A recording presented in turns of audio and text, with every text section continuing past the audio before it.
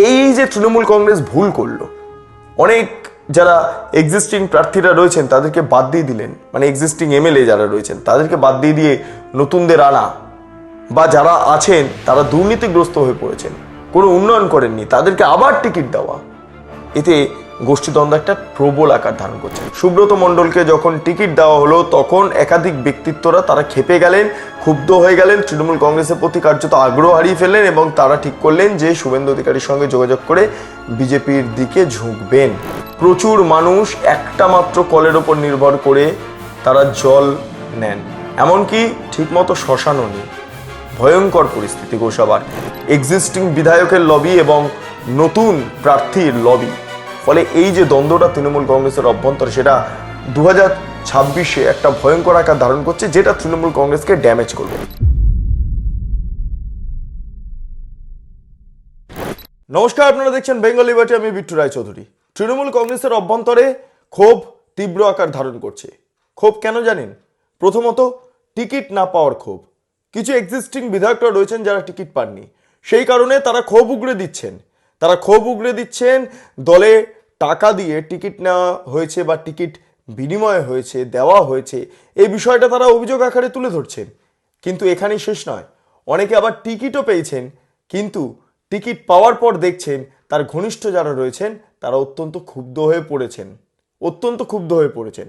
Example normal যদি আমি দেখি, দক্ষিণ 24 পরগনার গোসাবার ক্ষেত্রে একটা গুরুত্বপূর্ণ তথ্য এই মুহূর্তে আসছে, কারণ তৃণমূল কংগ্রেসের একাধিক কর্মী, এক্সিস্টিং যিনি বিধায়ক রয়েছেন, তিনি টিকিট পাওয়াতে অত্যন্ত ক্ষুব্ধ এবং সেই কারণে শুভেন্দু অধিকারীর দ্বারস্থ হচ্ছেন কিছু তৃণমূল কংগ্রেসের কর্মীরা।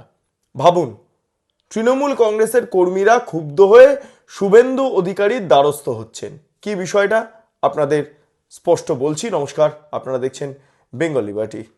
এবার বিষয়টা যেটা দাঁড়াচ্ছে, আমি যেটা জানতে পারছি যে 2026-এ পশ্চিমবঙ্গ বিধানসভা নির্বাচনের ক্ষেত্রে আমরা দেখতে পাচ্ছি গোসাবাতে একটা গোষ্ঠীদ্বন্দ্ব শুরু হয়েছে।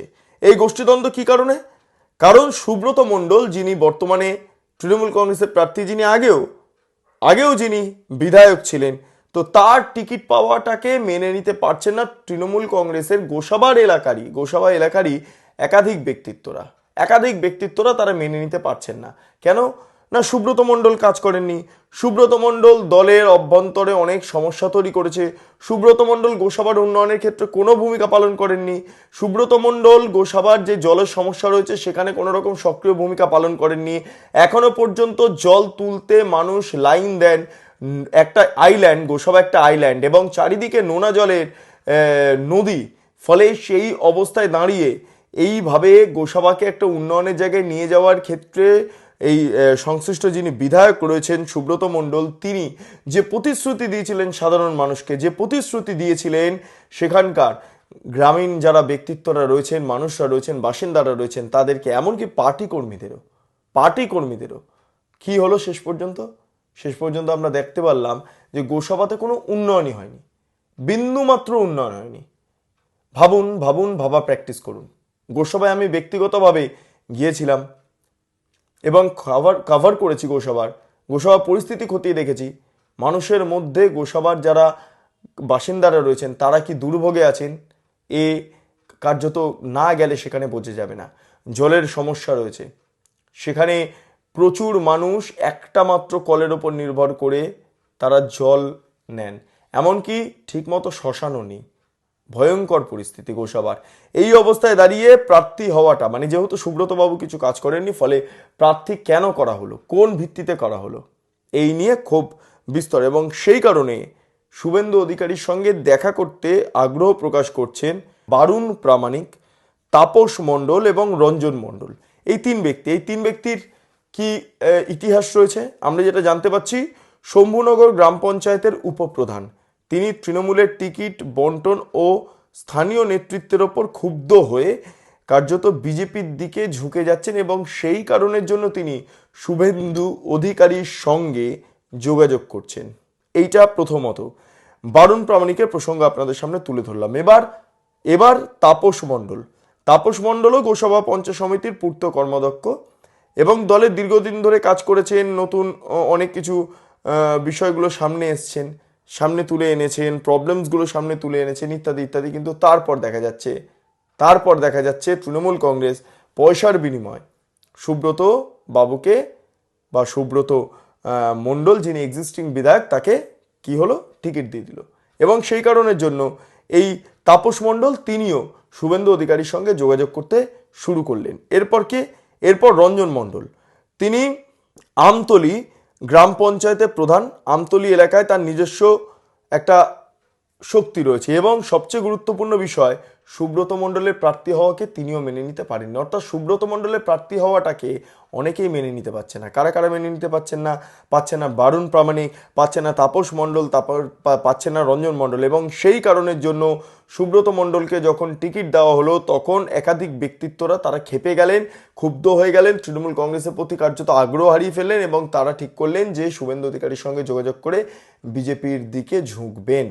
যাই হোক, বিজেপির দিকে ঝুঁকবেন কিন্তু টিকিট তো পাবেন না, বিজেপির দিকে ঝুঁকলেও টিকিট পাওয়া যাবে না। কিন্তু সবচেয়ে বড় সমস্যা হচ্ছে এখনই কেন, নির্বাচনের আগে কেন?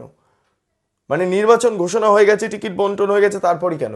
টিকিট দিলে তাহলে এই বারুণ প্রামাণিক, তাপস মণ্ডল, রঞ্জন মণ্ডল, এই যারা ব্যক্তিত্বরা রয়েছেন, ঠিক আছে, টিকিট দিলে তাহলে তৃণমূল কংগ্রেসে থাকতেন। এদের মধ্যে তিনজনকে কাউকে একটা টিকিট দিলে না, থাকতেন তিনি। ফলে টিকিট যখন দেখা হয়নি তখন সেই মুহূর্তে দাঁড়িয়ে শুভেন্দু অধিকারীর সঙ্গে যোগাযোগ করলেন। যাই হোক, ভালো কথা। যেটা জানা যাচ্ছে যে এই সংশ্লিষ্ট তিন ব্যক্তি গোসভায় যাতে কোনোভাবে এই সুব্রত মণ্ডল জিততে না পারেন তার জন্য আপ্রাণ চেষ্টা চালাচ্ছেন এই তিন ব্যক্তি। সেই কারণে শুভেন্দু অধিকারীর সঙ্গে যোগাযোগ করেছেন তারা। এবার একটা বিষয় ভাবুন, একাধিক বিধায়ক তারা টিকিট পাচ্ছেন না। তৃণমূল কংগ্রেস কোথায় জাতাকলে ফাঁসছে সেটা আপনারা একবার ভাবা প্র্যাকটিস করুন। একাধিক বিধায়ক তারা টিকিট পাননি। তারা টিকিট না পেয়ে অনেকে বলছেন রাজনীতি থেকে তারা সরে যাবেন, অনেকে বলছেন যে আমি কি তৃণমূল কংগ্রেসের চাকর, এত বছর ধরে বিধায়ক হয়ে আছি, হট করে চেঞ্জ করে দিল। অনেকে ক্ষোভ পোষণ করে অনেক পদই ছেড়ে দিচ্ছেন। তৃণমূল কংগ্রেসের প্রতি যে আগ্রহ হারিয়ে ফেলেছেন, এতে কি তৈরি হচ্ছে? এতে যারা এক্সিস্টিং বিধায়করা যারা টিকিট পাননি তারা গোষ্ঠীদ্বন্দ্ব তৈরি করছে। ইলেকশনের সময় যে অল্টারনেটিভ যে ব্যক্তিকে ভাবা হয়েছে তৃণমূল কংগ্রেসের টিকিট দেওয়ার জন্য বা টিকিট দিয়ে ইলেকশনে দাঁড় করানোর জন্য, যারা এক্সিস্টিং বিধায়ক তারা কিন্তু তাদেরকে হারানোর জন্য একদম সক্রিয় হয়ে পড়ছেন। প্রচুর লোকজন আছে, কারণ এক ধরনের মানে একটা জায়গার নির্দিষ্টভাবে এক বিধায়ক যদি তিনবার ধরে যেতেন তাহলে তার একটা গোষ্ঠী তৈরি হয়ে যাবে এবং সেই গোষ্ঠীটা নতুন গোষ্ঠীকে হারানোর চেষ্টা করবে। অর্থাৎ তৃণমূল কংগ্রেস এই যেই সমস্যাটায় পড়ে গিয়েছে তার বলার অপেক্ষা রাখে না।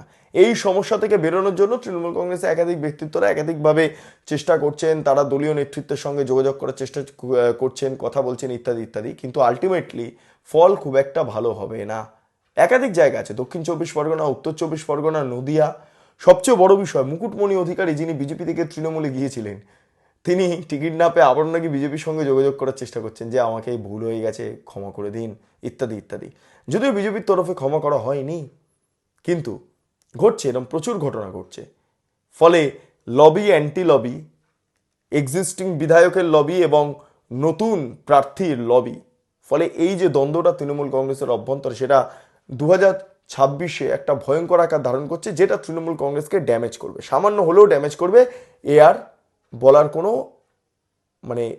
রকম আর কোনো কিছু জায়গা নেই, মানে এটা একদম কনফার্ম যে এটা হবে। ফলে এই যে তৃণমূল কংগ্রেস ভুল করলো, অনেক যারা এক্সিস্টিং প্রার্থীরা রয়েছেন তাদেরকে বাদ দিয়ে দিলেন, মানে এক্সিস্টিং এমএলএ যারা রয়েছেন তাদেরকে বাদ দিয়ে নতুনদের আনা, বা যারা আছেন তারা দুর্নীতিগ্রস্ত হয়ে পড়েছেন, কোনো উন্নয়ন করেননি, তাদেরকে আবার টিকিট দেওয়া, এতে গোষ্ঠীদ্বন্দ্ব একটা প্রবল আকার ধারণ করছে। তৃণমূল কংগ্রেসের এটাই এখন বর্তমান সমস্যা হয়ে দাঁড়িয়েছে। এইটা নিয়ে তৃণমূল কংগ্রেসের অভ্যন্তরে বা তৃণমূল ভবনের অভ্যন্তরে একাধিকবার আলোচনা হয়েছে, বিস্তারিত কথাবার্তা হয়েছে, আলোচনা চলেছে, কিন্তু আদৌ এই সমস্যার সমাধান হয় কিনা সেদিকে তাকিয়ে অবশ্যই তৃণমূল কংগ্রেসের সুপ্রিমো মমতা বন্দ্যোপাধ্যায় এবং second in command Abhishek Bandyopadhyay, তারা যথেষ্ট চিন্তিত গোটা বিষয়টাকে কেন্দ্র করে। যাই হোক, আপনাদের কি মতামত অবশ্যই আপনারা কমেন্ট সেকশনে জানান। আপনারা এতক্ষণ ধরে দেখছিলেন বেঙ্গল লিবার্টি। চ্যানেলটি অবশ্যই ভালো লাগলে লাইক করুন, সাবস্ক্রাইব করুন, শেয়ার করুন, বেল আইকন ক্লিক করুন www.bengalliberty.com, সেখানে ক্লিক করুন। সমস্ত খবর আপনাদের জন্য সাজানো রয়েছে। স্বাধীন, কাছেন এবং গেরিলা সাংবাদিকতার পাশে দাঁড়ান। অসংখ্য ধন্যবাদ।